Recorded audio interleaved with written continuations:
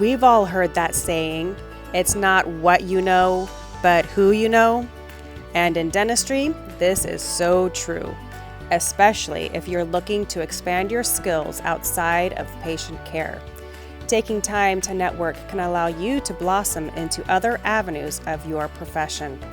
On this episode of RDH Coast to Coast, Tina and Kim expand on the value of networking and dive into the who, where, and why you want to incorporate networking into your life. So friends, grab your headphones and a notepad because you'll want to write these ideas down. Hello, Kim, and here we are ready to connect and work together on another podcast session with you. I'm excited.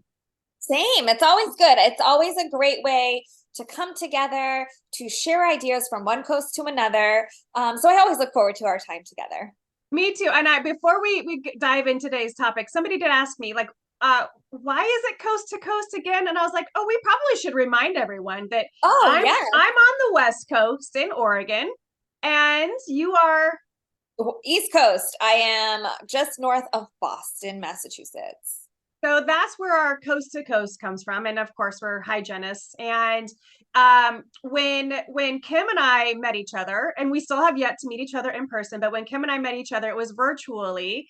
And we connected through social media a little bit. And then we ended up working together with Dental Post to provide really great content for Dental Post and to support the young and seasoned professionals with understanding kind of the job market and those types of situations. And then that brought about this particular podcast. And it really is a pretty amazing how connecting with somebody in one little area can generate a huge change and fulfillment in our life. Don't you think, Kim?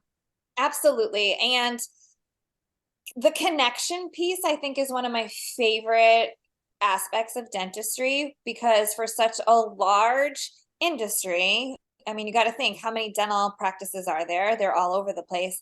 The dental community is actually really small. So the connection piece and networking has opened up so many opportunities and so many doors for me. And I think it's just something that is not stressed enough in school, or even as a new clinician. I had no idea about networking. You know, my office, we would go to a big conference, we'd go together, but that was it. Like, you go, you sit in your course and you'd go home. It was never, hey, interact with some of the reps out there, learn what they're trying to sell, learn about their products, get to know them, because that can open up opportunities for you in the future.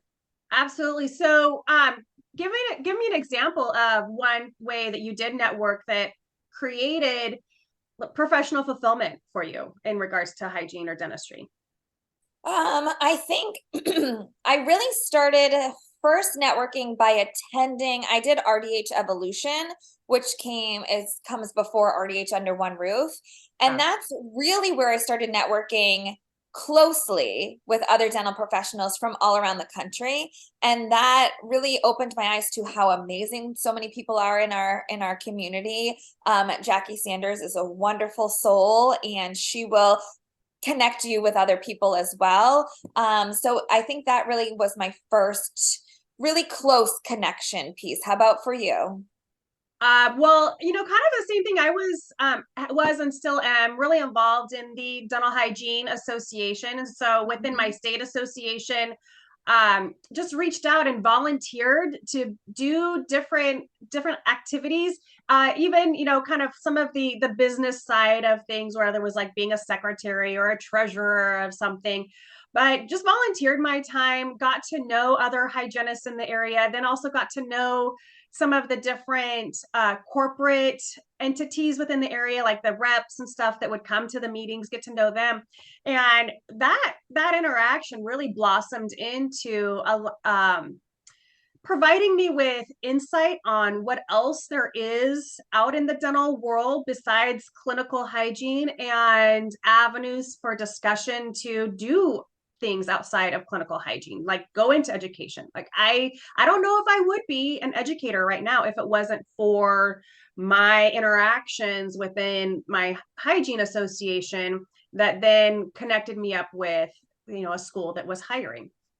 I think you And hit a really important point. I'm sorry, I didn't mean to cut you off. no, that's fine. About why it's so important to maintain your membership within the ADHA, because that while it was talked about in school, I didn't realize everything that goes into it and why it's so important, and to remain within your local chapter and network with those people, because they're really fighting for the future of our profession, and it's so important.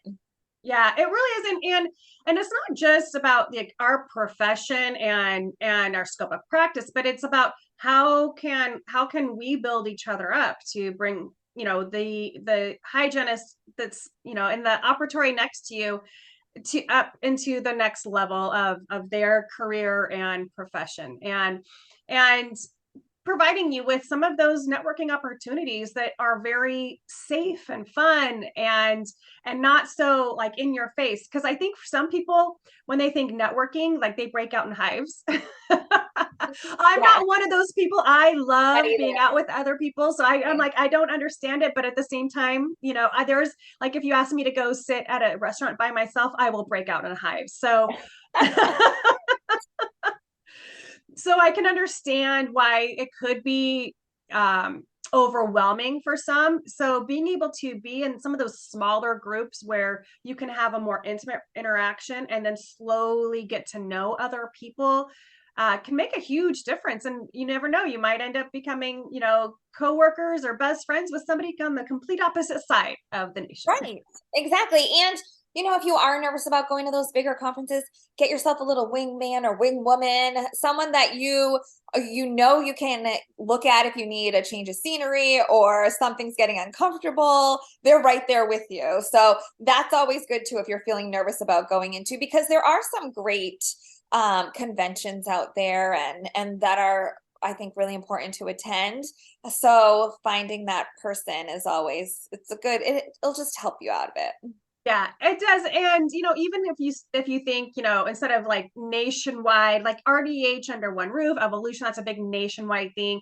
Going to the ADHA annual meetings, you know, that's a big national thing.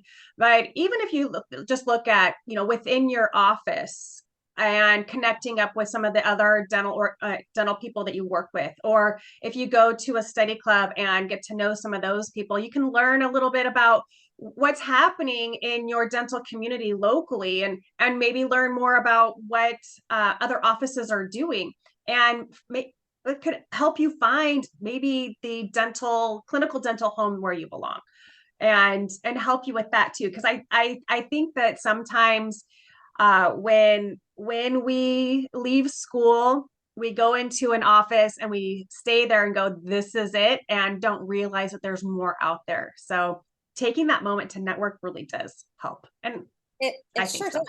I do too.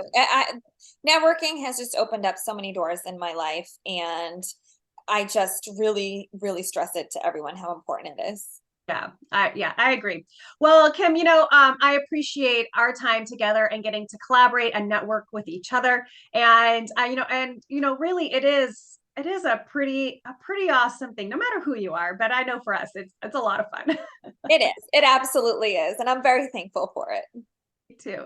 Okay, friends, thank you for listening. And from Tina and Kim, have a great day.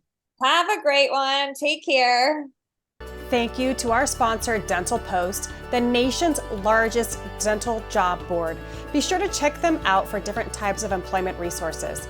Also, don't forget to like and subscribe to this podcast. And make sure you follow Tina and Kim on all the different social medias to learn other tips and tricks related to dentistry. Until next time, have a great day.